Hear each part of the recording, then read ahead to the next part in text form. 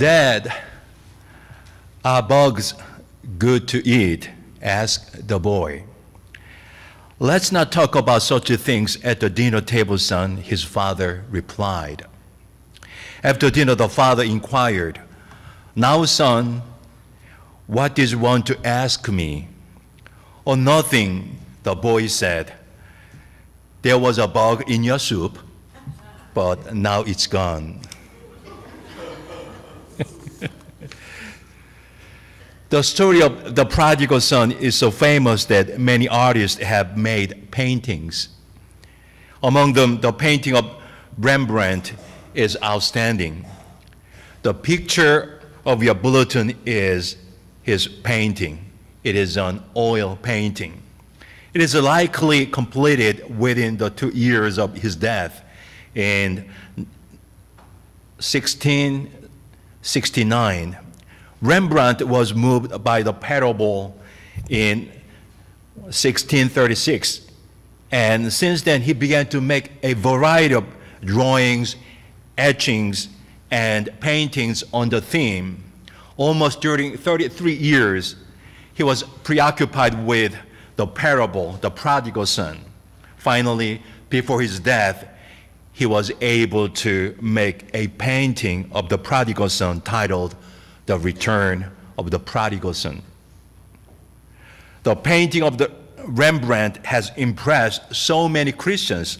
One of them is Henry Nouwen. One day he was so touched by the photography of the painting that he decided to see the painting personally and traveled to Leningrad to visit Hermitage Museum where it is kept. He stayed at the museum for several days for contemplation of the painting. Later, he wrote a book, "The Return of the Prodigal Son." In his reflection on Rembrandt, Henry Nouwen tries to read the story in light of his own life journey. He puts himself in the place of the younger son, the older son, and the father, and tries to figure out the story. In the book, Henry Nouwen explains the parable with the theme of homecoming. To him, homecoming is a major theme of the story. And he says, quote, "Home is the center of my being, where I can hear the voice that says, 'You are my beloved. On you my favor rests.' The same voice that gave life to the first Adam and spoke to Jesus, the second Adam. The same voice that speaks to all children of God and sets them free to live in the midst of the dark world while remaining in the light. When I hear that voice, I know that I am home with God and have nothing to fear." Unquote.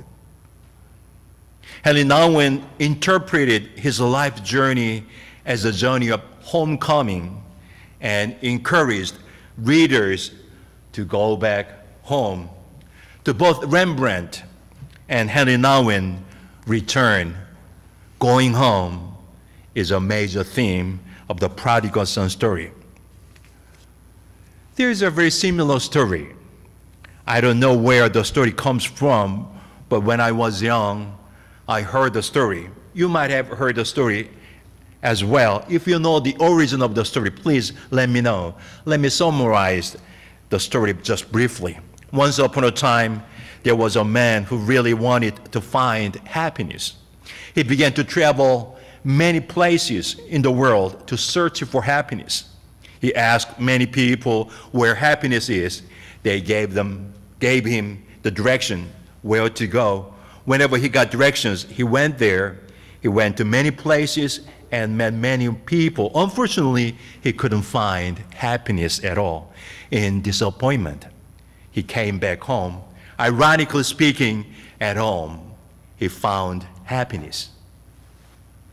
Whenever I recall the story, I notice the story is very similar to the story of the prodigal son. For fun, success, pleasure, or happiness, whatever it was, the son left home and spent money and the time. yet he couldn't get it. In despair, he returns home. He arrives at the place which he left. It is his home. His father waits for him. It is homecoming. One day I happened to hear a testimony of a retired Japanese pilot who was engaged in World War II. This is his picture. During the final phase of World War II, Japan was losing war. In desperation, Japanese military cabinet recruited young and unskillful airplane pilots and ordered them to do suicidal attack, kamikaze, to their American battleships. If they returned without sacrifice, they were labeled cowards. It required good skills for them to find American battleships without radar. Therefore, Japanese military officers assigned a very experienced pilot to a group of rookie pilots so that he could guide young pilots, find American battleships, and lead them to attack American battleships. The skillful and experienced pilot didn't participate in the attack. He returned in order to lead other rookie pilots. According to his testimony, majority of rookie pilots could not attack American battleships well due to the lack of skill. They dived into the sea and they died. Over the radio, walkie-talkie, so many times he happened to hear the last voices of young pilots when they were dying at the last moment. He said that he never heard Dano Banzai, which means long live to the king or glory to the Japanese king. Instead, all of them said at the last moment, Okasan, which means mother. He heard it so many times that he still suffers from nightmare. When I heard the story, I noticed again the most fundamental thing, the most important thing in life is neither king nor political leader. It is home. Although rookie Japanese pilots were brainwashed by the Japanese military body to glorify the Japanese king or to prioritize the king, they had missed their home so deeply. So they said at the last moment, mother. All human beings are deeply ingrained with a longing for home. Home is a place where mother and father lives, where their memories are associated with. Home is a place where family supports us, no matter who we are. The prodigal son lost everything, and he decided to go back home. The father was waiting for him. The father said, it was appropriate to celebrate and be glad for this. Your brother was dead and is alive again. He was lost and is found. Rembrandt spent 33 years to draw the painting of the prodigal son. And Helen Owen spent several days in the museum to reflect on the meaning of the prodigal son.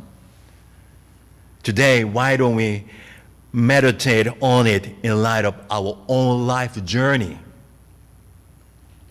The Eastern Orthodox Church has a special Sunday for the parable.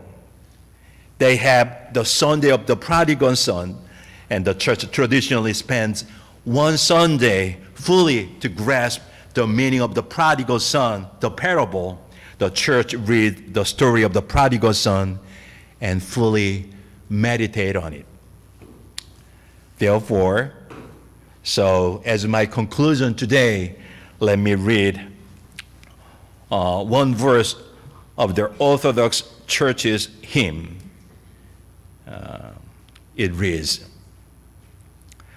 I have recklessly forgotten your glory, O Father. Among sinners, I have scattered the riches which you gave to me, and now I cry to you as the prodigal. I have sinned before you, a merciful Father. Receive me. I'm coming home. Amen.